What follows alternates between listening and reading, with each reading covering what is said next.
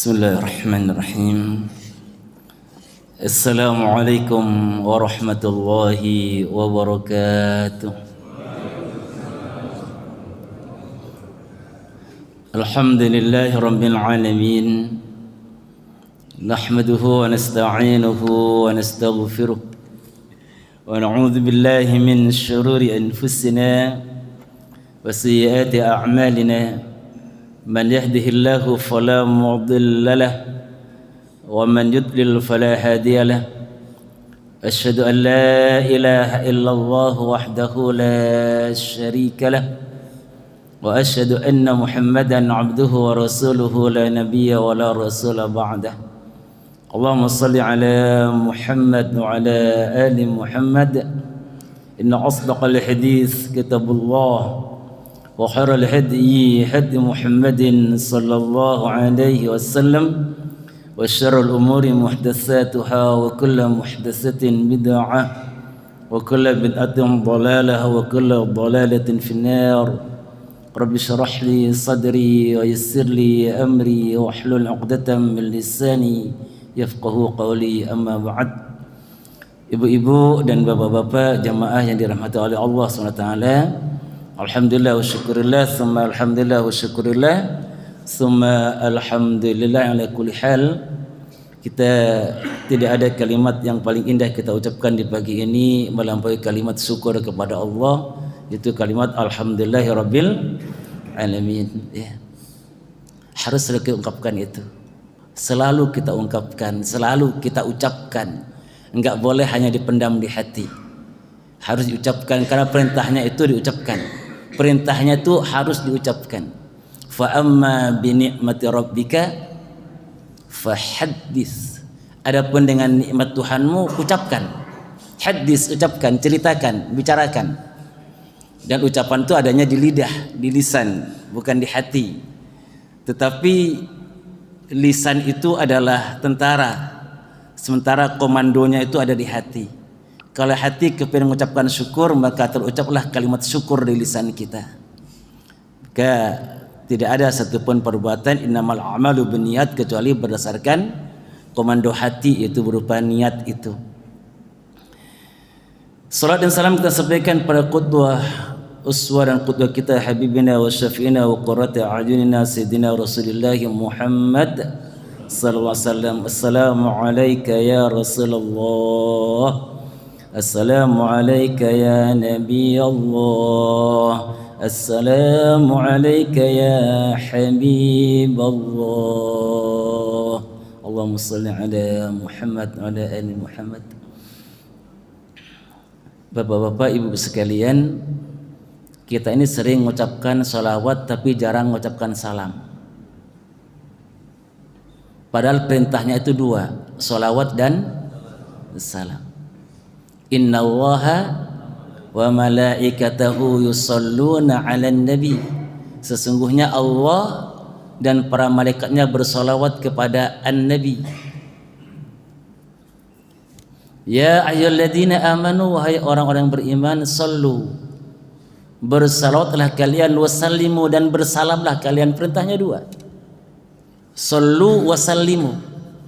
Sallu, bersalawatlah kalian, wasallimu, dan bersalamlah kalian alaihi, kepadanya, kepada an-nabi wasallam, taslima, dengan salam yang baik. Maka ketika kemudian sahabat mendengar ayat ini, maka sahabat banyak datang ke Rasulullah mengatakan, ya Rasulullah, amma assalamu alaika faqad na'rifu. Wahai Rasulullah, adapun salam kepada engkau, kepada anda, kepada engkau ya Rasulullah, kami telah tahu. Kami udah tahu bagaimana cara bersalam kepadamu. Yang enggak kami tahu adalah bagaimana bersalawat kepadamu. Fa kaifa nusalli alaika fis shalah, dan bagaimana kami bersalawat kepadamu dalam salat. Sahabat tahu salam kepada Nabi. Taunya dari mana? Taunya dari kisah ketika Rasulullah Isra Mi'raj. Nabi Isra Mi'raj itu sampai di Sidratul Muntaha, Nabi langsung sujud ke hadapan Allah. Kemudian Nabi mengucapkan apa? Bapak masih ingat dan ibu-ibu peristiwa ketika Allah sampai Sidratul Muntaha, apa yang dilakukan Nabi? Nabi sujud di hadapan Allah, kemudian mengucapkan kalimat at-tahiyatul mubarakatus salawatut thayyibatu lillah.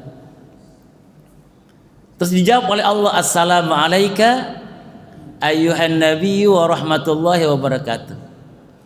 Disalamin oleh Allah, assalamu alayka ayyuhan nabi.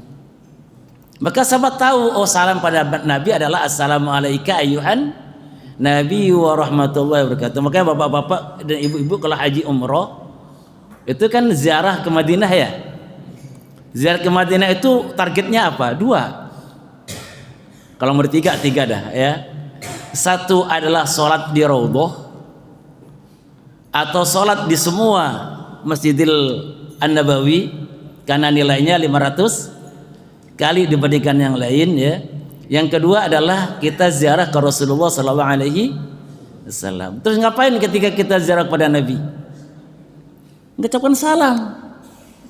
Gimana kalimat salamnya? Assalamu alayka ayyuhan nabiyyu wa rahmatullahi wa barakatuh. Itu udah tahu sahabat semuanya tentang kalimat itu. Yang para sahabat nggak tahu adalah gimana mengucapkan salawat. Makanya mereka bertanya, fa kaifa nusalli 'alaika fis shalah? Ya Rasulullah, gimana kami ini bersalawat kepadamu dalam salat? Kan enggak tahu. Maka Nabi tuntun. Kata Nabi, kulu ucapkan oleh kalian, Allahumma salli ala Muhammad wa ala ali Muhammad kama shallaita ala Ibrahim innaka Hamidum Majid. Wa barik ala Muhammad wa ala ali Muhammad kama barakta ala Ibrahim innaka Hamidum Majid. Itu dalam riwayat Bukhari ya. Dalam riwayat yang lain ucapkan kalian Allahumma salli ala Muhammad wa ala ali Muhammad kama shallaita ala Ibrahim wa ala ali Ibrahim wa barik ala Muhammad wa ala ali Muhammad kama barakta ala Ibrahim wa ala ali Ibrahim fil alamin innaka Hamidum Majid. Itu. Yang kita yang hafal yang mana? Yang pertama atau yang kedua? Yang kedua yang dihafal ya. Berarti udah dihafalkan itu. Iya, itu salawat pada Nabi. Itu sering kita baca. Yang jarang kita lakukan adalah bersalam kepada Nabi.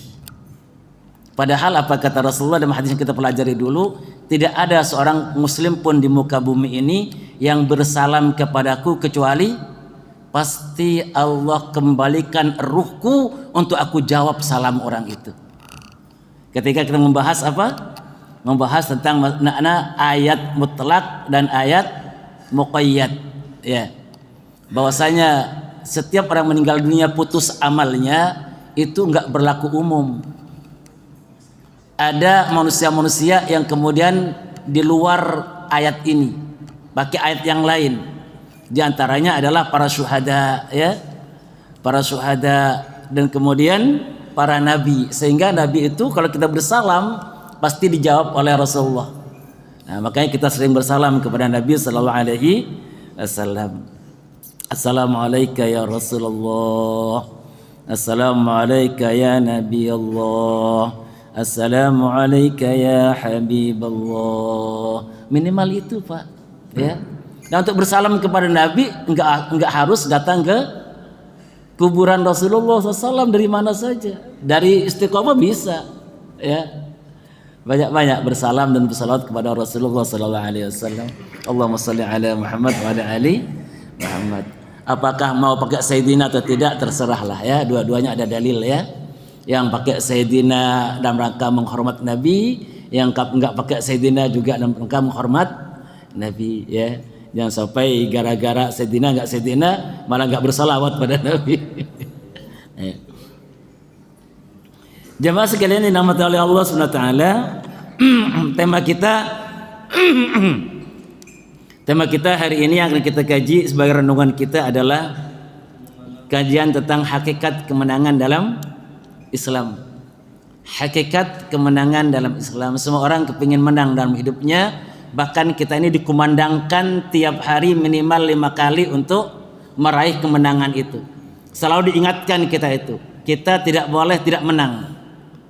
Kampanye kemenangan itu dikumandangkan minimal 5 kali sehari dalam keadaan dikeraskan suaranya. Kapan itu Bapak Ibu? Pada suara azan. hayya 'alas shalah, hayya 'alal falah. Bahkan bukan hanya 5 kali, tapi 10 kali. Kenapa 10 kali? Bahkan bukan 10 kali, 15 kali. Karena di adzannya diulang 2 kali, di qomat diulang sekali.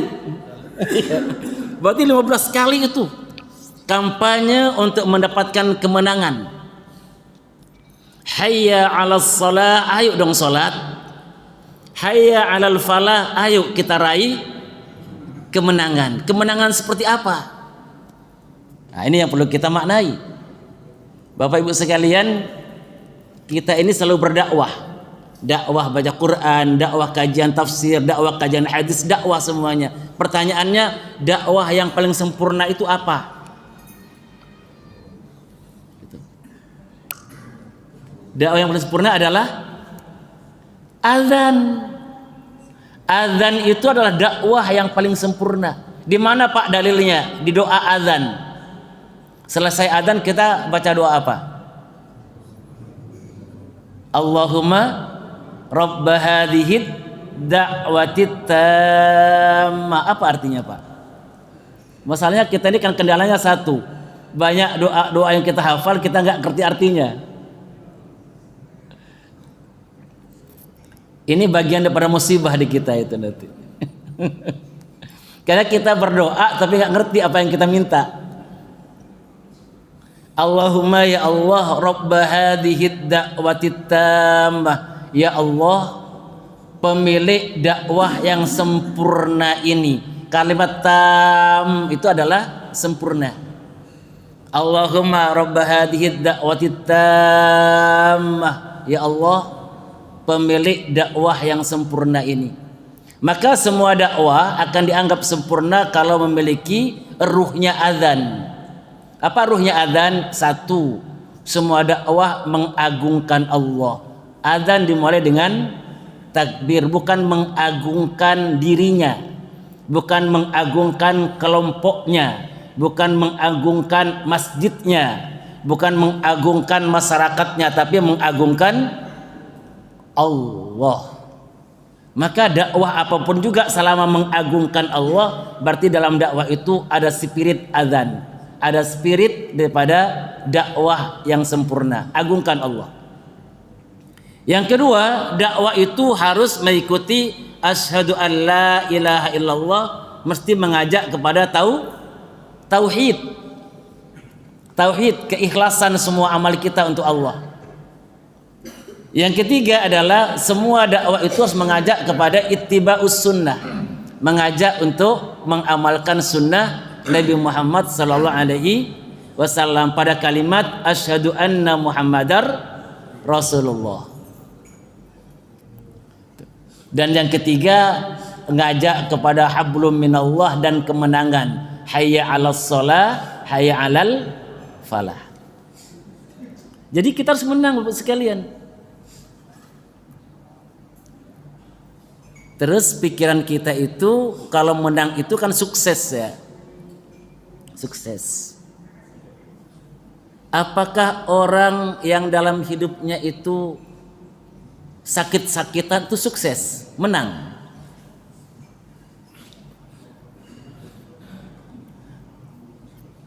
Bisa menang, bisa enggak, Pak?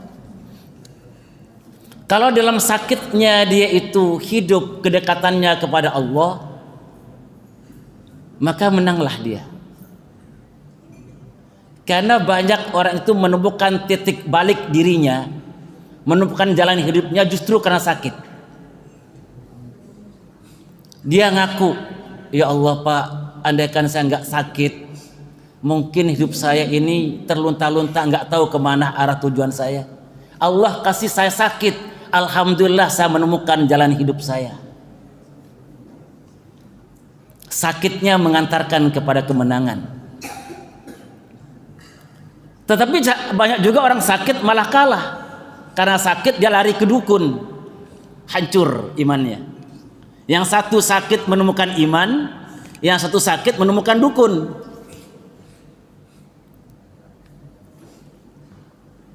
Apakah orang yang kemudian miskin itu adalah orang yang gagal dalam hidupnya? Belum tentu juga, bisa jadi dia itu malah menang. Sebagaimana orang sakit tadi.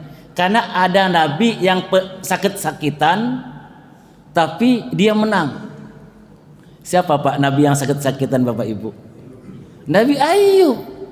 Tapi di tengah sakitnya dia membangun kebahagiaan dirinya dengan Allah. Dan di tengah-tengah sakitnya dia menampakkan sebuah suri tauladan yang dipegang oleh umat ini sampai akhir zaman. Ada orang miskin tapi sukses, dia menang.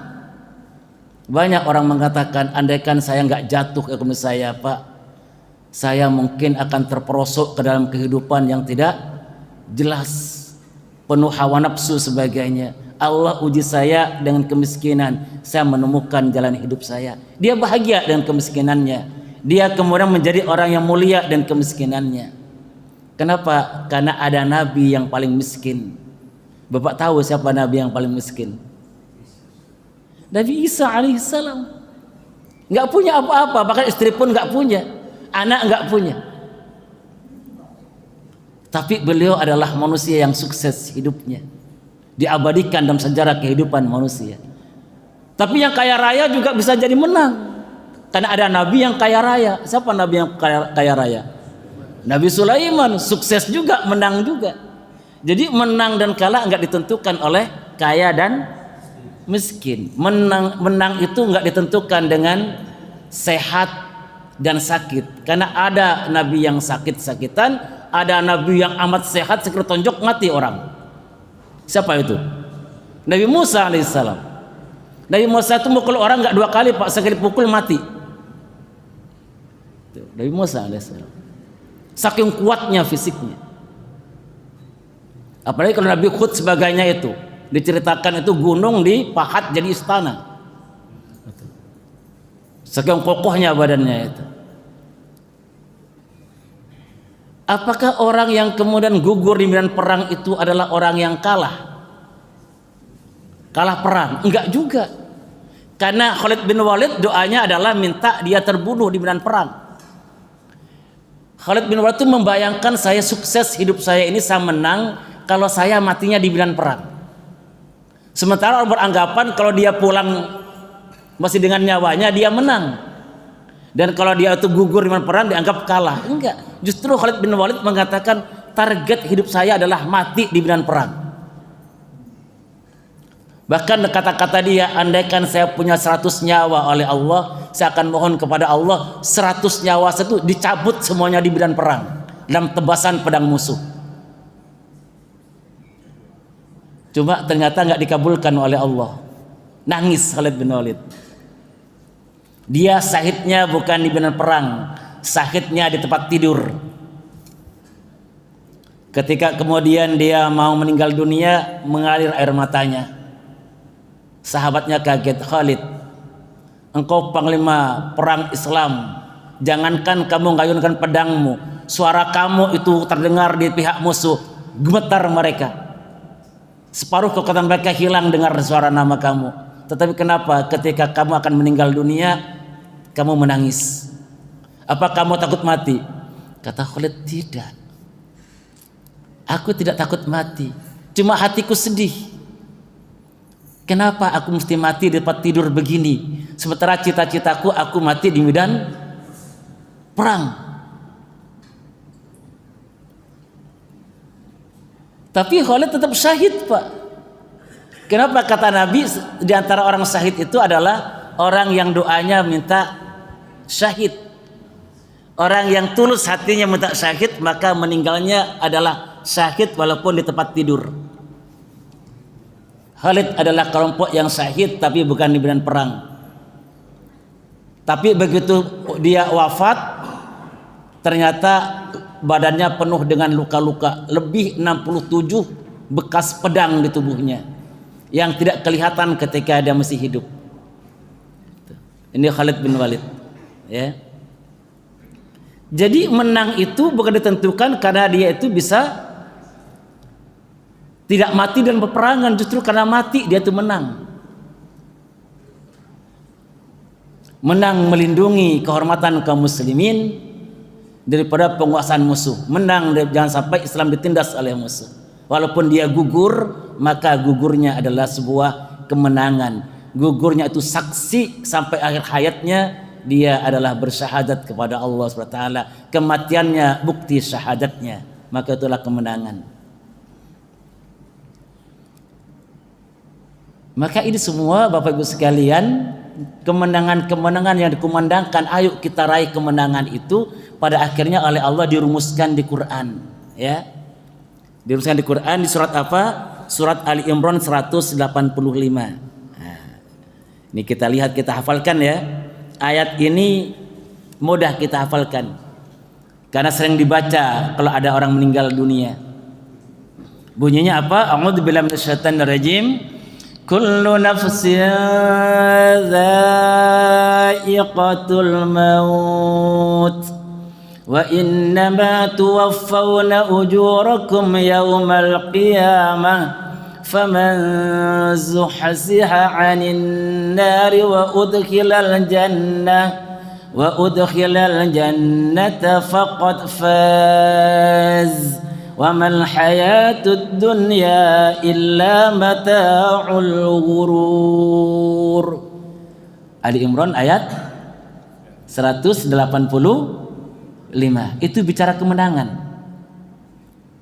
Apa kata Allah? Kullu nafsin dha'iqatul maut. Setiap yang bernafas pasti akan mengalami al-maut, kematian. Wa innama tuwaffawna ujurakum yaumal qiyamah. Dan sesungguhnya balasan amal-amal kalian akan diberikan penuh oleh Allah 100% nanti di hari kiamat, bukan sekarang. Balasan amal kalian semuanya, amal duduk sekarang, amal tidur, amal kerja, ngurus keluarga, baca Quran, olahraga, ya. Semua itu oleh Allah akan diberikan nanti balasannya penuh di hari kiamat. Termasuk amal keburukan juga akan diberikan penuh di hari kiamat. Terus kata Allah, setelah diberikan semuanya balasan amal kalian, maka kemudian ada orang-orang yang nasibnya 3 tempatnya. 1 ke surga, 1 kemana Pak? 1 ke surga, 1 ke neraka, satunya lagi kemana? Kan 3 tempatnya itu. Nanti di akhirat itu Pak ada 3 tempat. 1 ke surga, 1 ke neraka, satunya lagi enggak ke surga, enggak ke neraka. Di mana dia? Di A'raf. Di A'raf. Sehingga ada nama surat Al-A'raf. Terkatung-katung dia di antara surga dan neraka. Maka kata Allah lanjutan ayat ini, faman zuhsiha 'anil nari wa udkhilal jannata faqad faz. Barang siapa diselamatkan oleh Allah dari neraka dan dia masuk surga, nah itu dia orang yang menang sebenarnya. Faqad faz. Maka dia yang menang sebenarnya adalah orang yang terbebas dari neraka, kemudian dia masuk surga. Bukan orang yang masuk ke neraka kemudian ke surga, atau bukan orang yang tidak masuk neraka tapi nggak masuk surga. Yang menang sebenarnya orang yang bebas dari neraka dan dia masuk surga. Dia faqad faza. Dialah orang yang menang sebenarnya.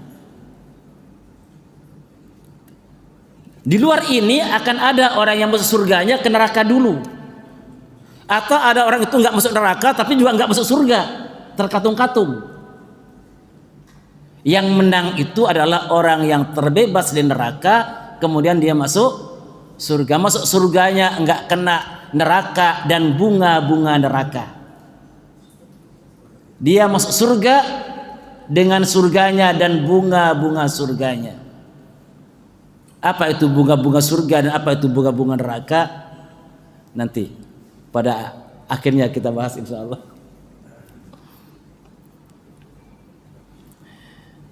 Faman zuhsiha 'anil nar, barang siapa yang dibebaskan oleh Allah di neraka, wa udkhilal jannah, dan dia masuk surga, faqad faz, maka sungguh dia orang yang mendapatkan kemenangan. Wa mal hayatud dunya illa mata'ul ghurur, dan tidaklah kehidupan dunia ini kecuali kesenangan yang menipu. Oh, tadi itu sakit, sehat, kaya, miskin, pejabat, rakyat, itu mah kata Allah kesenangan yang menipu, mata'ul ghurur. Jangan tertipu dengan itu. Karena ada orang miskin menang, tapi ada orang miskin kalah. Ada orang kaya menang, tapi juga ada orang kaya kalah. Ada orang nggak berilmu, nuntut ilmu menang. Ada juga yang nuntut ilmu kalah. Ada orang alim menang, ada orang alim kalah. Nah, jangan tertipu dengan itu. Itu mah mata'ul hayatud dunya, mata'ul ghurur. Itu kesenangan, itu permainan dunia itu, kata Allah. Yang sebenarnya nanti di akhirat. Maka jadikan apapun yang Allah berikan kepada kamu, jadikan jalan akhirat semua, jalan kemenangan. Ditakdirkan oleh Allah jadi orang alim, jadikan itu sebagai jalan kemenangan. Ditakdirkan jadi orang awam, jadikan sebagai jalan kemenangan. Ditakdirkan kaya, jadikan sebagai jalan kemenangan. Ditakdirkan miskin, jadikan sebagai jalan kebenaran. Ditakdirkan sehat, jadikan sebagai jalan kemenangan. Ditakdirkan sakit, jadikan sebagai jalan kemenangan. Surat apa tadi? Ali Imran ayat 185. Hafalkan Bapak Ibu semua kan ya? Itu. Hafal Satgas barusan kan Ali Imran ayat 180 kan sudah hafal semua. Hafal ya. Itu satu. Yang kedua diterangkan oleh Allah di surat Al-An'am ayat 15 dan 16. Bunyinya adalah Qul inni akhafu in 'asaitu rabbi 'adzaba yaumin 'azim. Qul, katakan Muhammad kepada umatmu, kamu ucapkan Muhammad, kata Allah, inni akhafu, aku takut, in 'asaitu rabbi, jika aku berbuat maksiat kepada Tuhanku, aku takut adzaba yaumin 'azim, aku takut pada azab yang Allah berikan pada hari yang sangat agung. Kapan tuh hari yang sangat agung? Hari kiamat. Hari yang sangat membuat semua orang lupa dengan dirinya. Bapak Ibu sekalian, nanti di hari kiamat itu orang lupa keadaan badannya. Bapak Ibu tahu ya, nanti ketika sangkakala ditiupkan, sangkakala yang kedua ditiupkan, maka ruh yang tidak berbadan kembali berbadan lagi. Ruh yang tidak berbadan kembali berbadan lagi. Jadi orang yang meninggal dunia itu Pak sekarang ada di mana? Di alam barzah. Alam barzah itu ada dua. Ada alam barzahnya orang soleh dan ada alam barzahnya orang toleh. Apa artinya toleh? Durhaka. Kalau soleh taat. Jadi kalau manggil Pak Soleh jangan cadel, jadi Pak Toleh, bahaya. Dulu di Al-Muhajirin itu ada namanya Ustadz Soleh. Ada muridnya cadel, kalau manggil bukan Soleh tapi Toleh. Saya bilang, nah coba kamu ucapkan yang benar tuh, Soleh itu, Toleh. Itu terbalik artinya. Kalau Soleh itu artinya taat, kalau Toleh artinya durhaka. Nah, alam barzah itu ada dua Bapak Ibu. Ada alam barzahnya orang soleh, namanya Illiyin. Ada alam barzahnya orang toleh, namanya Sijjin. Illiyin itu adalah raudhatun min riyadil jannah, taman-tamannya surga. Adapun Sijjin, parit diantara paritnya neraka Allah. Belum ke nerakanya, baru di paritnya. belum ke surganya, baru di taman-taman luarnya. Jadi orang-orang yang meninggal dunia mulai zaman Nabi Adam sampai sekarang itu belum ke surga, belum ke neraka, tapi berada di taman surga atau di parit neraka. Maka kata Nabi SAW, mereka orang-orang yang berada di Illiyin, mereka itu berada di paruh-paruh burung yang berwarna biru. Mereka berterbangan di taman-taman surga, menikmati suasana surga. Dan orang-orang yang ada di Illiyin kenal satu dengan yang lain. Misalnya, ya Allah kabulkan, saya meninggal dunia, saya ditakdirkan oleh Allah jadi orang soleh, saya diangkat di Illiyin. Kemudian nggak lama kemudian ada jamaah meninggal dunia juga di sini, di Illiyin juga. Kita ngobrol tuh di situ. Pak, gimana kabar istiqomah? Oh iya, saya tinggalkan mereka masih istiqomah bener ngajinya gitu. Cerita, ketemu ruh-ruh itu di Illiyin. Tapi kemudian mereka berkata, Pak, teman kita si Anu gimana? Hah? Dia meninggal dunia duluan, Pak. Kok nggak ketemu ya? Astagfirullahaladzim, berarti dia bukan di kita, bukan di sini, bukan di Illiyin. Dia berada di alam lain, maksudnya di Sijin. Nah, ketika di Illiyin itu nggak ada badannya. Kata Nabi, ruhnya orang-orang soleh itu berada di paruh-paruh burung yang berwarna biru. Mereka berterbangan kemana mereka suka di taman-taman surga. Saat itu ketika saya ngaji ini dulu, saya membayangin, itu ruh berada di paruhnya burung, kegigit enggak ya? Itu pikiran saya ketika itu. Lama-lama pikiran saya berubah. Ketika saya haji, saya naik pesawat terbang. Ini pesawat terbang bentuknya seperti burung. Jangan-jangan di Illiyin begini. Ruh itu berada di pesawat terbang begitu. Nabi ceritakan bentuk burung-burung berwarna biru. Oh begini kali ya ceritanya. Sehingga saya mencoba membuat pendekatan-pendekatan logika. Oh begini kira-kira. Tapi yang jelas nggak ada badannya, Pak. Kapan mereka berbadan? Ketika kemudian mereka dikasih bangkit dari alam kuburnya. Fa'idha ja'atis sokhah, ketika ditutupan sangkakala itu, maka kemudian oleh Allah dikasih kemudian ruh-ruh tadi kembali berbadan lagi. Cuma badannya beda dengan badan mereka ketika di muka bumi dulu. Beda. Yauma yasdurun nasu ashtatan liyurau. Lanjutkan, Pak.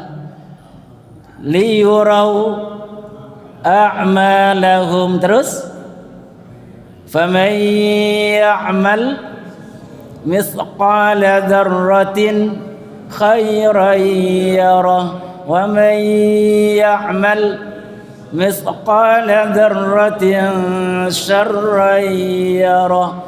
Apa kata Allah awal ayat ini? Yauma yasdurun nasu ashtata, pada hari di mana manusia dibangkitkan dari alam kuburnya yang tadi tidak berbadan, kembali berbadan lagi dengan ashtata. Apa ashtata itu? Mukanya bermacam-macam. Dibangkitkan oleh Allah dengan muka yang bermacam-macam. Ada yang muka-muka putih kemilau, ada yang hitam legam, bahkan ada muka-muka yang diganti dengan muka binatang. Liyurau a'malahum, agar mereka mengerti apa yang mereka lakukan dulu di muka bumi. Mukanya berubah, tapi walaupun berubah orang kenal. Oh itu Samsul, itu Imam, itu Pak Deni, tahu orang-orang. Walaupun mukanya udah berubah, tahu, kenal.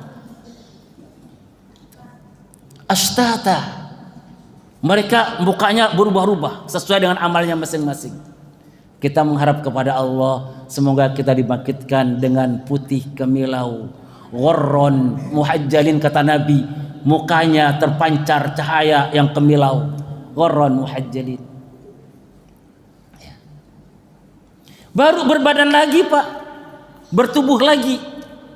Tetapi ketika mereka bertubuh lagi itu kondisinya sama dengan ketika mereka dilahirkan oleh ibunya.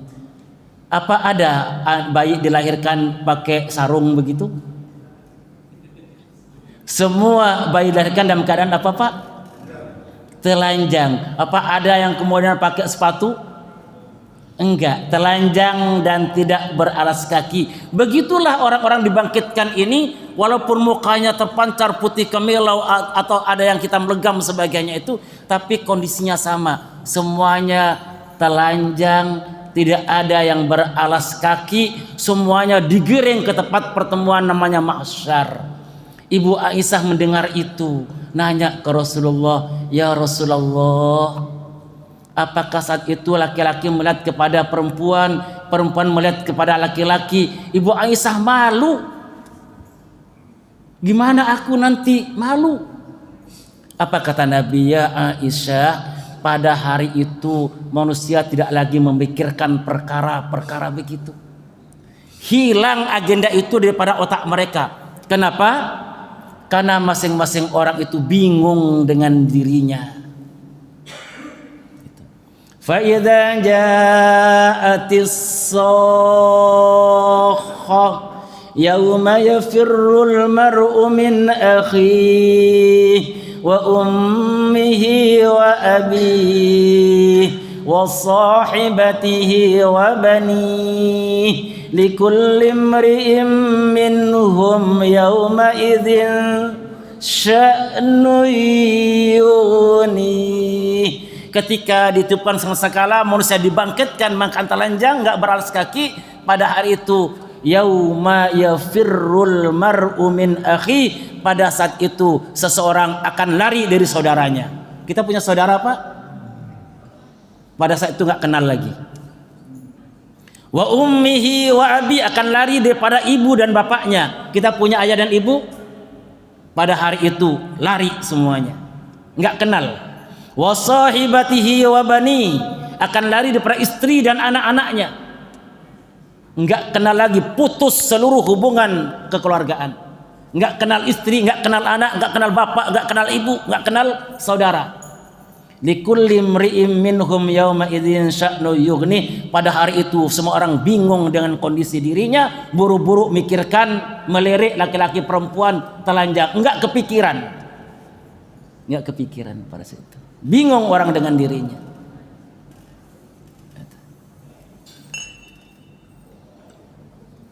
Allahu Akbar. Itu perhara nanti di hari kiamat yang pasti kita akan alami. Maka berinvestasilah Pak, berinvestasilah kita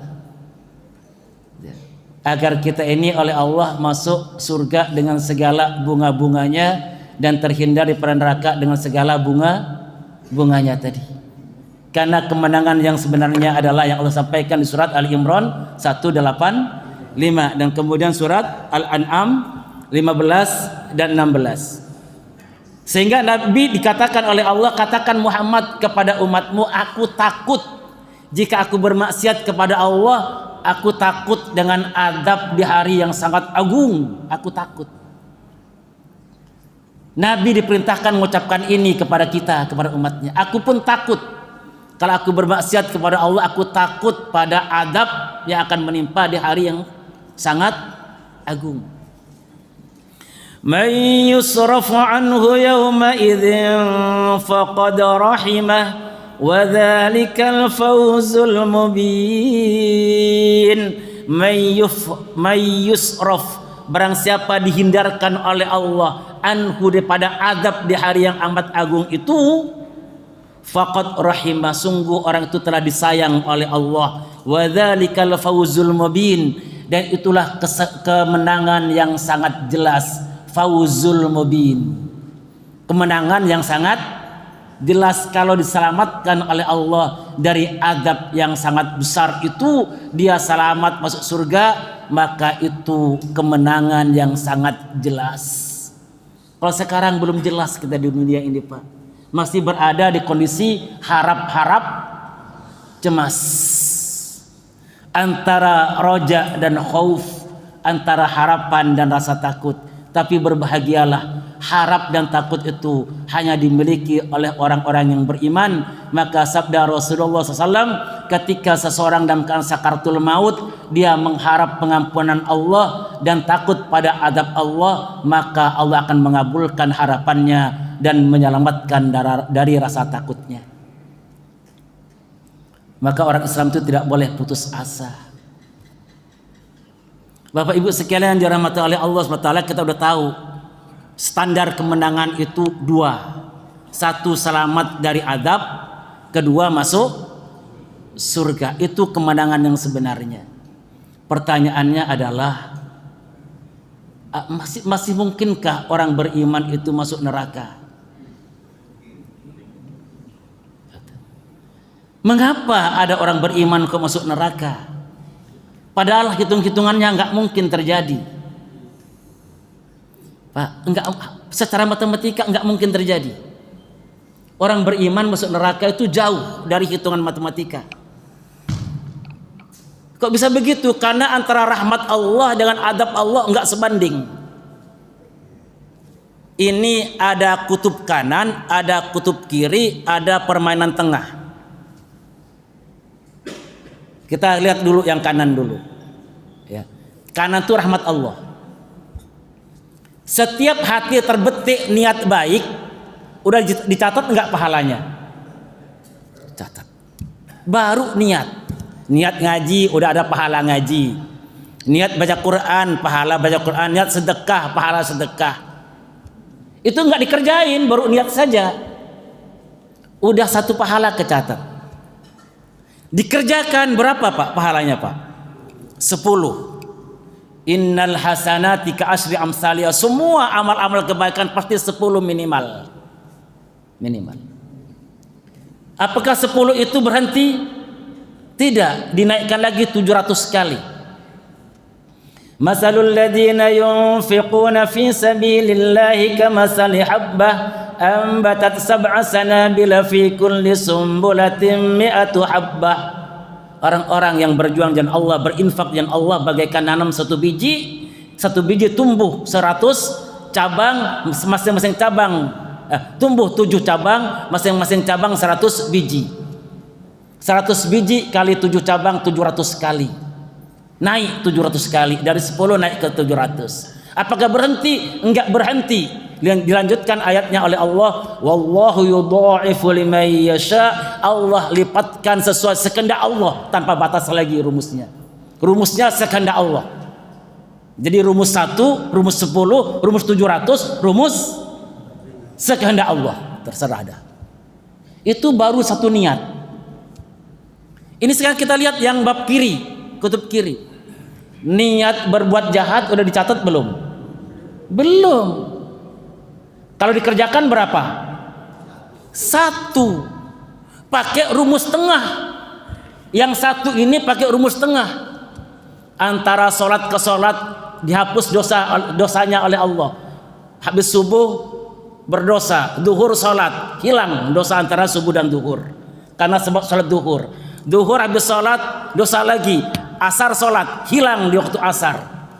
Karena dihapus oleh sholat asar. Antara Jumat ke Jumat penghapus dosa keduanya. Antara Ramadan ke Ramadan penghapus antara keduanya. Antara umroh ke umroh penghapus antara keduanya. Antara haji ke haji penghapus di antara dosa keduanya. Orang yang berwudu di rumah jalan kaki ke masjid, setiap langkah dihapus dosanya, setiap langkah dinaikkan derajatnya. Setiap orang berwudu bercucuran dosa-dosa dari mukanya, dari tangannya, dari lisannya, dari telinganya, dari matanya, dari kakinya. Setiap baca Quran dihapus dosanya. Semua penghapusan dosa, rumus tengah. Terus dari arah mana orang bisa masuk neraka? Dari arah mana orang beriman bisa masuk neraka itu? Tapi Allah cerita banyak orang beriman masuk neraka. Terus kita mikir, ya Allah, bukankah pahala begitu besar, pengampunan begitu besar, kok masih juga ada orang-orang beriman masuk neraka? Ini dari jalur mana ini? 3 jalurnya yang kita berlindung kepada Allah. Makanya kita tahu ini Pak, agar kita pantengin nih. Kita pantengin agar kita tidak menjadi manusia yang kalah, tapi hidup kita ini sukses. Jadi orang-orang yang menang. maka aturan permainannya itu namanya ilmu, pegang teguh-teguh. Satu yang paling banyak menyebabkan orang masuk neraka adalah syirik. Karena syirik itu menghapus dua perkara sekaligus, menghapus amal, menghapus iman. Dan syirik itu tempatnya ada tiga masalahnya. Syirik hati namanya syirik i'tiqadi, ada syirik lisan namanya syirik qauli, ada syirik amali, syirik perbuatan. Yang paling banyak mengantarkan orang masuk neraka itu adalah perbuatan syirik. Dan syirik itu tempatnya ada berapa, Pak? 3. Makanya para nabi dan rasul yang Allah turunkan ke muka bumi ini 124.000 nabi, 315 rasul, semua misinya sama. Nanamkan tauhid, jauhkan syirik. Semuanya sama. Misinya sama, ngajak kepada kalimat la ilaha illallah, dan jangan dirusak kalimat ini dengan perbuatan syirik. Baik syirik i'tiqad, syirik qauli atau syirik amali. Apa di antara kalimat? Nah, masalahnya sekarang kita berada di Desember. Desember ini akan terjadi gelombang kesyirikan kaum muslimin yang kita waspadai. Makanya saya minta izin pada Ustaz, temanya apa? Ji, gimana kalau kita bicara kemenangan aja? Saya kenapa? Karena kita sekarang berada di masa-masa yang sangat rawan, masa jual beli kesyirikan, baik kesyirikan lisan, kesyirikan i'tiqad ataupun kesyirikan amal. Tanggal 25 Desember dan 1 Januari kaum muslimin yang tidak ngaji, nggak hati-hati, bisa tergadaikan iman dan amalnya. Mengapa tema ini kita angkat? Karena ini akan menyebabkan satu orang yang gagal dalam hidupnya. Sementara kita mohon kepada Allah agar kita termasuk kelompok orang yang menang dalam percaturan kehidupan kita ini. Kita lihat Bapak sekalian sekarang ayatnya. Masuk ke surah Al-Maidah ayat 72 dan 73 ya. Saya bacakan yang 72 Al-Maidah. A'udzu billahi minasyaitonir rajim. Laqad kafara alladziina qaaluu innallaha huwal masiihu ibnu maryam wa qaala al-masiihu ya bani israa'iila a'budullaha rabbi wa rabbakum innahu man yushrik billahi faqad harramallahu alaihi al-jannah wa ma'wahun nar wa ma lidh-dhalimina min ansar. Laqad kafara alladziina qalu, sungguh kafirlah orang-orang yang mengatakan innallaha huwal masih ibnu maryam. Kafirlah orang-orang yang mengatakan Allah itu adalah Al-Masih putra Maryam. Wa qala al-Masih, padahal Al-Masih Nabi Isa putra Maryam berkata, ya Bani Israel, wahai Bani Israel, ubudullah, sembah Allah, Rabbi wa Rabbakum, Allah itu Tuhanku dan Tuhan kalian. Innahu may yusyrik billah, sesungguhnya barang siapa melakukan perbuatan syirik kepada Allah, faqad harramallahu alaihil jannah, pasti Allah haramkan baginya untuk masuk surga. Barang siapa melakukan perbuatan syirik kepada Allah, Allah haramkan masuk surga. Berarti selama-lamanya orang ini tidak akan pernah masuk surga. Kenapa? Akibat kesyirikannya. Karena kalau gitu, Pak, orang sholat, orang puasa, orang haji berbuat syirik, Allah haramkan dia masuk surga. Berarti apa yang terjadi? Iman dan amalnya gugur. Berarti dia mati tanpa iman, tanpa amal, karena digugurkan dengan perbuatan syirik tadi, menduakan Allah Subhanahu wa ta'ala. Innahu may yusyrik billahi faqad haramallahu alaihil jannah wa ma'wahun nar. Sesungguhnya orang yang melakukan perbuatan syirik kepada Allah, maka Allah haramkan baginya surga dan tempat kembalinya adalah neraka. Wa ma lidh-dhalimina min ansar, dan bagi orang-orang yang berbuat zalim. Zalim di sini apa artinya? Syirik.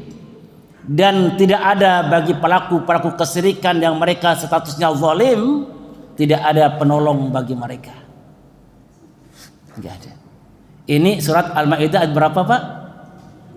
72. Sekarang 73. Apa bunyinya?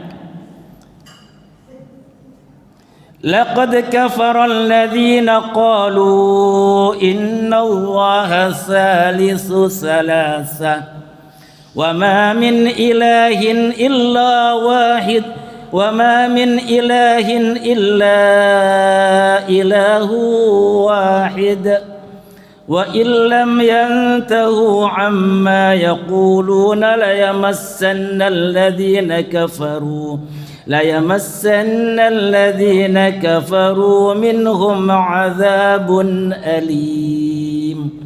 Laqad kafara alladhina qalu, sungguh telah kafirlah orang-orang yang mengatakan innallaha thalithu salasa, bahwasanya Allah itu 3 dalam 1, 1 dalam 3. Itu bahasa Qur'annya begitu. Bahasa Indonesianya apa? Trinitas.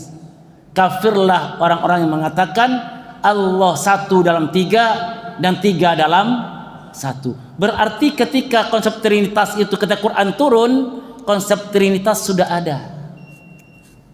Maka kata-kata Trinitas itu diungkapkan oleh Allah di Al-Maidah ayat 73 ini.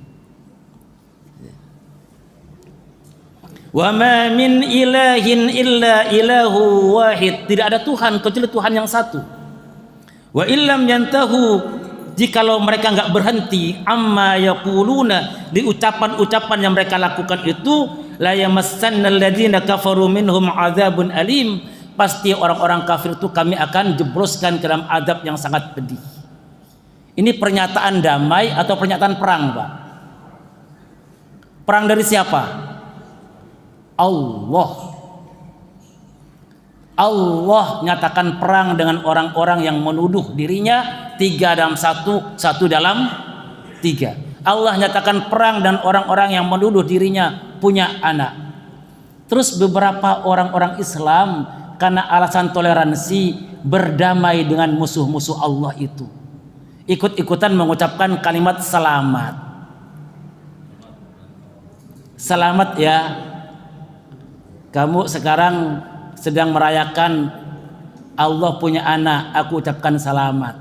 Selamat itu artinya ridho, senang, setuju. Ini bisa masuk kategori syirik qauli. Yakin enggak, melakukan enggak, tapi ucapannya menunjukkan kalimat persetujuan pada kalimat perang yang dikumandangkan oleh Allah.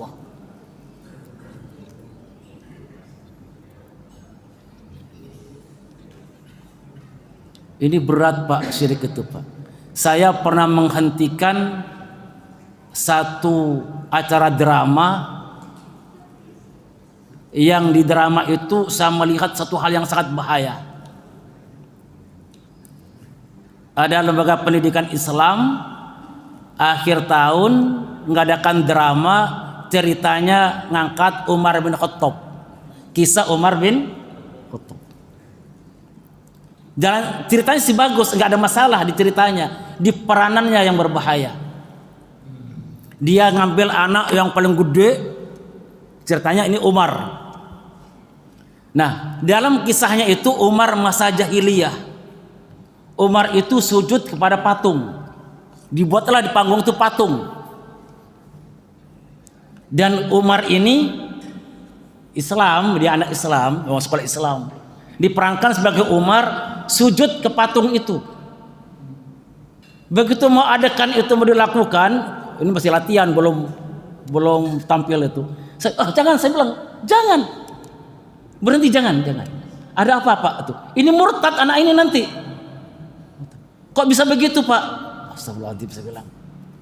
Gak paham rupanya dengan bahaya ini. Udah ceritanya ganti. Umar bukan sujud kepada patung. Kan Umar tuh jahat. Istri orang juga diambil oleh dia. Nah, gak ada yang berani. Sekarang Umar mencium istri orang. Gimana adekannya? Umar turun, istri orang ciumin semua. Gitu. Kira-kira digampar nggak oleh suaminya? Digampar beneran. Terus kita mengatakan, kan ini cuma sandiwara Pak. Sandiwaranya sandiwara, nyiumnya beneran. Yang digampar beneran. Ini drama-drama, sujudnya beneran. Sujud ke patungnya beneran. Beda dengan Ammar bin Yasir. Ammar bin Yasir itu ayahnya dipenggal depan dia, saudaranya ditusuk depan dia. Ayo Ammar, kamu sujud enggak pada Lat Uzza? Enggak, ini tebas nih. Di bawah tekanan itu Ammar bin Yasir sujud Pak, tapi dengan niat sujud kepada Allah. Dibebaskan, hatinya enggak tenang. Saya masih Islam, tidak, lari ke Rasulullah mengadukan keadaannya. Ya Rasulullah, saya dipaksa. Tuh. Kalau tidak saya dipenggal, saya sujud dengan niat sujud kepada Allah. Apakah saya masih Islam ya Rasulullah? Allah jawab, illa man ukriha wa qalbuhu mutmainnun bil iman, kecuali orang yang dipaksa sementara hatinya masih penuh dengan iman. Enggak apa-apa. Ini drama siapa yang maksa? Siapa yang menebas kepalanya? Kok sampai adekannya dia sujud kepada patung? Terus gimana dong Pak? Cari pengganti, peran pengganti. Siapa? Ada yang Hindu, Buddha yang kerjaannya sujud kepada patung. Dia suruh sujud ke patung itu. Betul. Sebagai pengganti anak yang Islam tadi. Yang Islam jangan. Betul. Bisa murtad dia itu. Namanya apa? Syirik amali. Yakin enggak, ngomong enggak, tapi dia melakukan perbuatan kesyirikan. Namanya syirik amal. Karena syirik itu 3 tempatnya. Ada syirik keyakinan, ada syirik ucapan, ada syirik perbuatan. Itu bisa menggugurkan iman dan amal. Ini tauhid kita jaga beneran Pak. Ya, hidup ini enggak boleh menyimpang daripada la ilaha illallah dalam segala bentuknya. Ini yang pertama kali banyak akan menyebabkan orang masuk neraka. Yang kedua, memang orang itu enggak perhatian dengan agamanya. Amalnya sedikit, dosanya banyak, dan dia enggak taubat daripada dosanya. Sehingga dia bawa amalnya yang sedikit, dia bawa dosanya yang besar. Maka sampailah pada surat Al-Qari'ah. Al-Qari'ah, mal Qari'ah, wa ma adraka mal Qari'ah. يوم يكون الناس كالفراش المبثوث وتكون الجبال كالعهن المنفوش فأما من ثقلت موازينه فهو في عيشة راضية وأما من خفت موازينه فأمه هاوية. Nah, kena ayat ini ya. Wa amma man khaffat mawazinu, barang siapa yang ringan amal kebaikannya, berarti yang berat adalah dosa-dosanya, fa ummuhu hawiyah, maka ibunya adalah hawiyah. Dia didekap oleh ibu yang bernama hawiyah. Wa ma adraka ma hiya, tahukah kamu siapa ibu yang bernama hawiyah tadi? Narun hamil. Itu adalah neraka api yang sangat panas yang menyala-nyala. Dia beriman tapi tidak perhatian dengan amalnya. Amalnya yang baik sedikit, yang banyak dosa, tapi nggak mau taubat. Padahal taubat itu di segala arah dibuka oleh Allah. Dari wudunya udah taubat, dari sholatnya yang benar taubat, dari jalannya ke masjid taubat, dari sedekahnya taubat, baca salawat taubat, istighfar taubat. Tapi nggak mau taubat dia. Ini kelompok kedua. Kelompok ketiga adalah kelompok yang saya bilang pada waktu kajian bulan yang lalu, kelompok orang yang konslet amalnya. Apa Pak? Konslet amalnya. Orang konslet ini ada di mana itu ayatnya? Di Al-Ghasyiyah, surat Sia itu bicara orang konslet amal.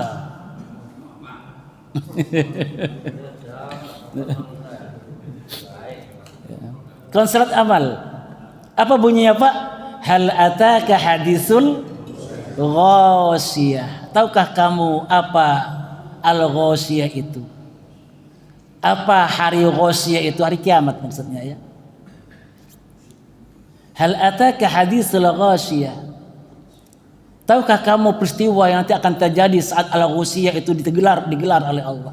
Maka kata Allah, wujuhu yauma idzin khasyiah, akan banyak sekali muka-muka yang tertunduk penuh kehinaan, malu, hina. Apakah karena enggak beramal? Kata Allah, justru karena banyak beramal. Amilatun nasibah, dia capek membangun amal, tapi ujung-ujungnya tertunduk penuh kehinaan. Kok bisa? Berarti kalau kita baca Quran itu Pak nggak bisa cepet-cepet.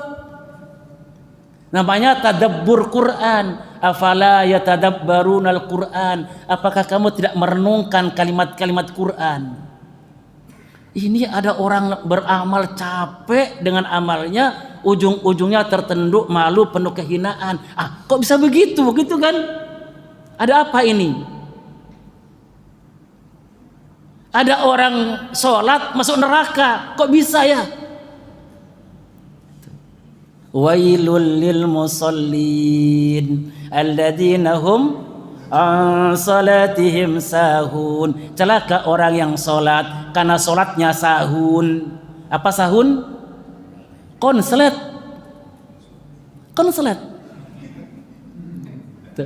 Rusak. Sholatnya rusak. Sholatnya itu adalah apa? Sembrono.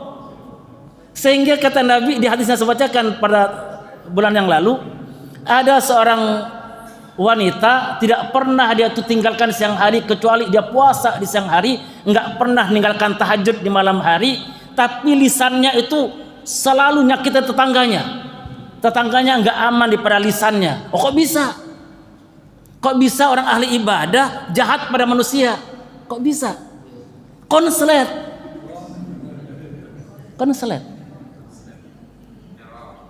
Ini sahun, bahasa Qur'annya sahun, konslet. Konsletnya di mana? Ada di dua tempat konsletnya. Konslet pertama, konslet di hatinya. Faktor niat. Bisa jadi niatnya itu bukan karena Allah. Membangun amal-amal akhirat dengan tujuan dunia. Nah, ini bahayanya Pak. Itu diceritakan oleh Allah tentang orang-orang yang berangkat haji. Orang berangkat haji itu Bapak baca di orang-orang berangkat haji berbondong-bondong di semua penjuru bumi ini berangkat haji, ternyata begitu dikelompokkan terdiri dua kelompok manusia. Kelompok yang dengan hajinya mencari dunia, ada orang yang kelompok hajinya mencari dunia dan akhirat. Ada kelompok orang konslet, ada yang tidak. Konslet pertama konslet di hati. Dia benar baca Qur'annya bagus, sholatnya bagus, sedekahnya banyak, cuma dia salah di hatinya. Hatinya enggak lurus kepada Allah. Apa kata Allah di surat akhir Al-Kahfi? Di akhir Al-Kahfi itu ayat berapa berarti Pak? 110 ya? Ya, kata Allah, فَمَنْ كَانَ يَرْجُو لِقَاءَ رَبِّهِ فَلْيَعْمَلْ عَمَلًا صَالِحًا وَلَا يُشْرِكْ بِعِبَادَةِ رَبِّهِ أَحَدًا. فَمَنْ كَانَ يَرْجُو لِقَاءَ رَبِّهِ, siapa saja yang kepingin bertemu dengan Allah dalam keadaan saling dicintai oleh Allah, dibanggakan oleh Allah, dirahmati oleh Allah, disanjung oleh Allah, disurgakan oleh Allah, syaratnya dua. Falyamal amalan salihah, hendaklah dia bangun amal-amal saleh. Tetapi ingat yang kedua di belakang ayat ini, wala yusyrik bi ibadati rabbih ahada. Jangan bercabang hatimu dalam membangun amal saleh. Jadi konslet pertama konslet di hati. Amalnya bagus, niatnya tidak ikhlas. Niat tidak ikhlas ini bagian kesyirikan. Wala yusrik, jangan berbuat syirik. Hatinya bercabang.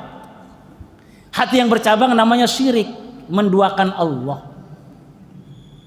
Atau niatnya benar, lurus ikhlas kepada Allah, tapi tata caranya tidak soleh.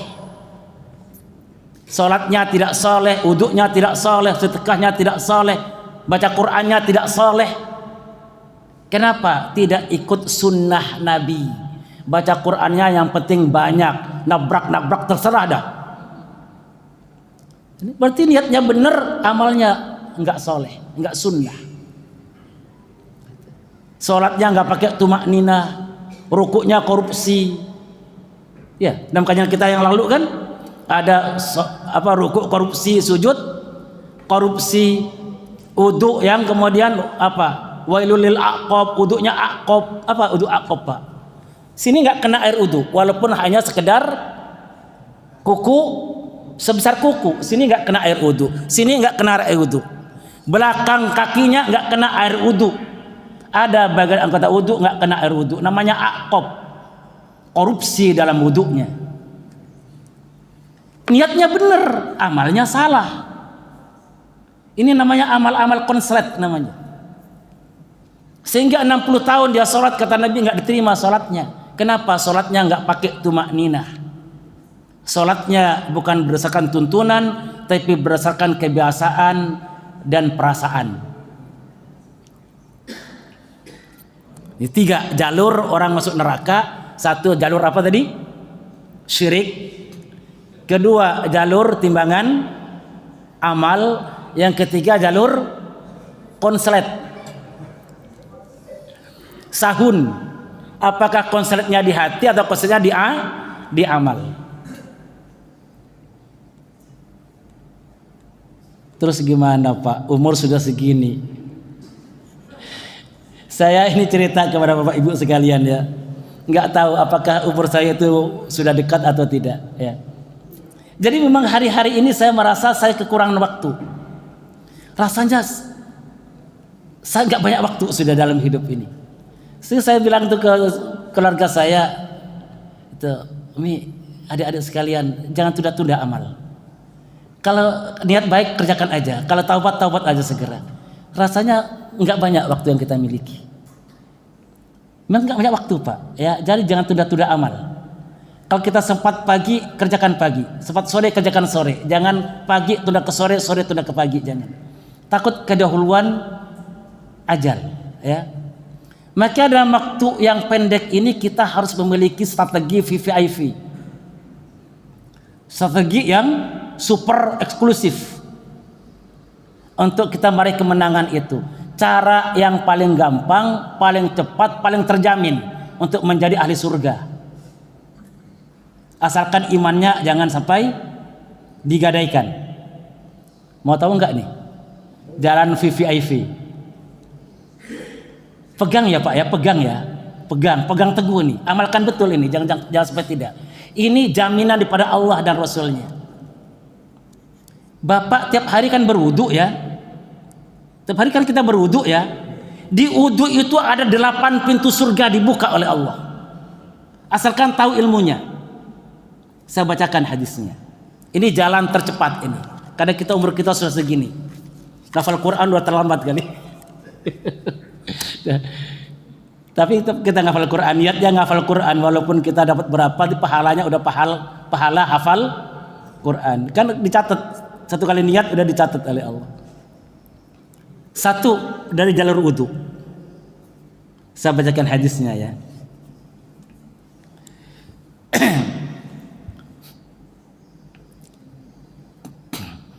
Di wudu ini, barang siapa berwudu dengan wudu yang baik, kemudian kata Nabi dia berdoa, selesai wudu berdoa, asyhadu an la ilaha illallah wahdahu la syarikalah wa asyhadu anna Muhammadan abduhu wa rasuluh.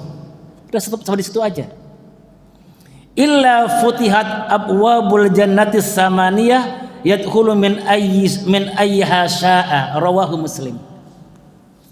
Kata Nabi SAW, barang siapa berwudu dan wudu yang sempurna, kemudian dia ucapkan asyhadu an la ilaha illallah wahdahu la syarikalah wa asyhadu anna Muhammadan abduhu wa rasuluh, ketika itu langsung dibuka oleh Allah semua pintu surga yang 8. Maka kata Allah, kamu masuk daripada pintu yang mana kamu suka, terserah. Terserah. Sayangnya kita jarang baca doa ini. Habis wudu ngobrol. Selesai wudu, kita habis sholat makan soto apa? Ngobrol kita. Enggak dibaca ini. Ini hadis rawahu Muslim. Sahih hadisnya. Kemudian di Imam Tirmidzi ada tambahan. Wazada fit Tirmidzi, ada tambahan dalam riwayat Imam Tirmidzi, Allahumma ij'alni minat tawabin waj'alni minal mutatahhirin. Ya. Ada kalimat Allahumma ij'alni minat tawabin, ya Allah jadikan saya kelompok orang yang bertaubat dan jadikan saya kelompok orang yang mensucikan diri. Sehingga dua riwayat disatukan jadi asyhadu an la ilaha illallah wahdahu la syarikalah wa asyhadu anna Muhammadan abdu wa rasuluh. Allahumma ja'alni minat tawabin waj'alni minal mutatahhirin. Sampai di situ hadisnya. Ya. Ini sudah ada belum Pak di dada kita Pak? Ada ya? Ada. Cuma hadisnya belum tahu kalau Allah kemarin membuka berapa? 8 pintu surga dan kata Allah silakan masuk daripada pintu mana kamu suka. Ini jangan VVIP, langsung pegang nih, pegang. Jangan sampai lepas. Ya. 1. Gampang nggak nih? Gampang ya? Pakai biaya nggak Pak? Enggak. Kita pegang dan kita segera amalkan, sampaikan pada keluarga. Ini tingkat pertama. Tingkat kedua sekarang. Tingkat kedua.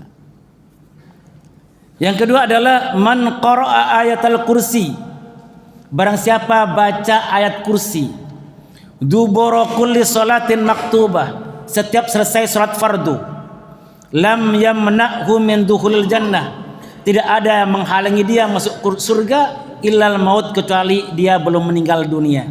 Rawahu An-Nasa'i wa Tabrani wa Ibnu Hibban wa Shahhahu Albani. Hadis ini riwayat Imam An-Nasa'i, Imam At-Tabrani, Imam Ibnu Hibban dan disahihkan oleh Albani. Apa hadisnya? Tiap-tiap selesai sholat fardu baca apa Pak? Ayat kursi. Bukan Al-Fatihah. Ayat kursi. Kenapa diganti Al-Fatihah? Sebenarnya baca Al-Fatihah nggak apa-apa, saat kursinya dibaca juga. Ini ayat kursinya nggak dibaca diganti Al-Fatihah, enggak buruk, bagus juga baca Quran. Cuma nggak dapat jaminan ini. Man qara'a ayatal kursi dubura kulli salatin maktubatin lam yamna'hu min dukhul jannah ilal maut. Barang siapa saja orang beriman yang tiap-tiap selesai salat fardu baca ayat kursi, enggak ada yang menghalangi dia masuk surga kecuali satu, dia belum meninggal dunia. Makanya kalau dia meninggal dunia rajin salat fardu, rajin baca ayat kursi, pasti dia masuk surga dengan bunga-bunga surganya. Apa bunga surga Pak? Nikmatku kubur illiyin. Ini pegang Pak, tunggu pegang. Jalan VVIP, hadisnya sahih. Baca apa tadi? Ayat kursi setiap selesai sholat fardu. Jangan diganti-ganti, ini dari Allah ini. Lalu lisan nabinya. Udah berapa tadi tiketnya? 2. Yang ketiga, ya, Sayyidul Istighfar. Ya. Sayyidul Istighfar itu sudah hafal ya, Allahumma anta rabbi ya. Ini baca, kata Nabi jaminannya apa? Wa man qalaha, barang siapa membaca Sayyidul Istighfar minan nahar, di siang hari, ya, muqinan biha, dan penuh keyakinan hati, famata min yaumihi, dan dia meninggal pada hari ketika dia baca Sayyidul Istighfar, qabla an yumsiya, sebelum masuk sore hari, fahuwa min ahlil jannah, pasti dia ahli surga. Wa man qalaha, barang siapa membaca minal lail, di malam hari, wa huwa muqinun biha, dia penuh keyakinan hati baca itu, famata, pada malam dia baca dia meninggal dunia, qabla an yusbiha, sebelum pagi datang, fahuwa min ahlil jannah, dia adalah ahli surga. Rawahul Bukhari. Hadis ini riwayat Imam Bukhari. Makanya kata ulama jangan sampai ketinggalan baca situl istighfar. Tadi saya itu sebelum naik saya baca dulu Pak situl istighfar. Takutnya habis ngajar kemudian lupa saya. Kalau lupa habis ngajar saya baca di jalan itu. Saya naik motor. Ini tiket langsung dari Allah dan Rasulnya. Dari Allah lewat lisan nabinya. Rawahul Bukhari. Kalau baca malam, maghrib kita baca, kita meninggal di malam itu, kata Nabi, wa huwa min ahlil jannah, pasti dia adalah ahli surga. Ya. Udah berapa Pak? 3. Mau lagi? Lagi. Ya. Yang keempat, ini yang ringan-ringan aja. Namanya IV jalan tol ya. Yang ketiga, yang keempat, man sa'alallahu al-jannah, barang siapa mohon surga kepada Allah salasan 3 kali, salasa marrat 3 kali.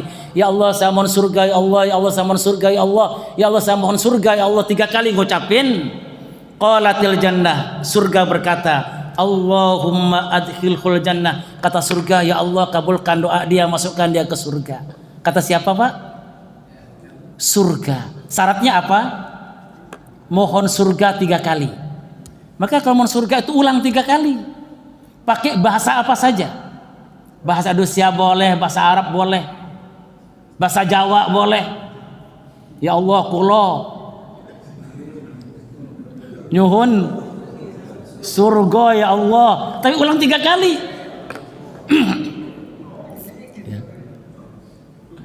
3 kali syaratnya.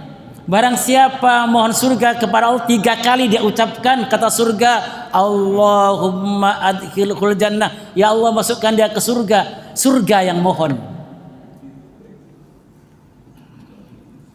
Wa man istajara minan nar, barang siapa yang minta perlindungan kepada Allah daripada neraka, salah samarot 3 kali diulang perkataannya, qalatin naru, berkata neraka, Allahumma ajirhum minan nar, ya Allah jauhkan dia dari neraka. Neraka berdoa, ya Allah jauhkan dia neraka, ya Allah, kata Allah. Syaratnya adalah mohon perlindungan kepada Allah di neraka diucapkan berapa kali? 3 kali. Padahal untuk maghrib dan subuh berapa kali Pak? 7 kali. Di maghrib itu kalimatnya setelah la ilaha illallah wahdahu la syarikalah lahul mulku wa lahul hamdu yuhyi wa yumiitu wa huwa ala kulli syai'in qadir 10 kali sebelum mengubah posisi tahiyat.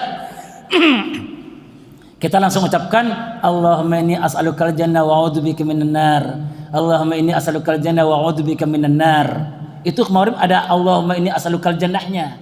Dan riwayat yang lain mengatakan enggak pakai Allahumma inni as'alukal jannah, langsung Allahumma ajirni minan nar. 7 kali. Ini semua sudah ada di kita, ini tiket ini semuanya.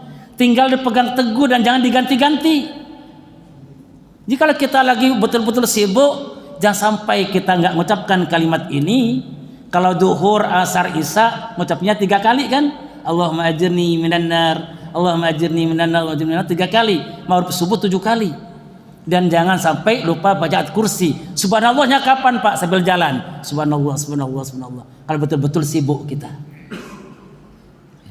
Dan habis wudu jangan lupa baca doa wudu. Asyhadu an la ilaha illallah wahdahu la syarikalah wa asyhadu anna Muhammadan abduhu wa rasuluh. Allahumma ij'alni minat tawabin wa ij'alni minal mutatahhirin. Dipadukan 2 riwayat antara riwayat Imam Muslim dan Imam Turmudzi. Ada yang baca Tirmidzi, boleh dua-duanya. Boleh Turmus, boleh Tirmiz. Ya. Boleh Turmudzi, boleh Tirmidzi. Gitu Bapak Ibu sekalian. Ya. Udah jangan banyak-banyak ya. Ya. Tapi ada pengumuman pada Bapak sekalian agar hidup kita punya saksi nanti ya. Barangkali Bapak Ibu ada yang kepingin ikut-ikut di dalam investasi mendidik generasi Quran.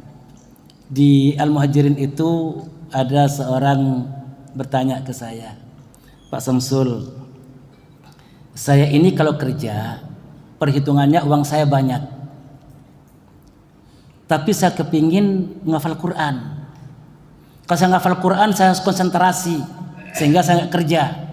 Sebaiknya apa Pak yang saya lakukan? Saya bilang kerja Pak, kerja, cari uang yang banyak, biayai penghafal Quran. Karena saya ngukur untuk ukuran Bapak ini udah usianya sekitar 60 tahun. Kalau saya ukur Bapak ngafal Quran ini mungkin perlu waktu 5 tahun 7 tahun untuk bisa hafal tam, karena mulainya umur 60 tahun.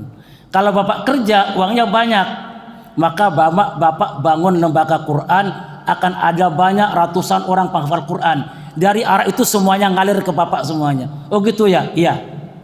Jadi kata Nabi, kata Allah di Quran itu, i'malu ala makanatikum, bekerjalah kamu pada profesi kamu, pada bidang kamu masing-masing. Itu jalan tercepat untuk kita mendapatkan investasi terbaik. Ini amil, katakan Muhammad, aku pun bekerja. Nabi Muhammad juga bekerja. Jadi yang dokter, jadilah dokter profesional, yang insinyur profesional, pedagang profesional, yang kalau karena Allah semua jalan terbaik menuju surga. Maka betul dia kerja, uangnya banyak, dia bangun lembaga pendidikan Islam.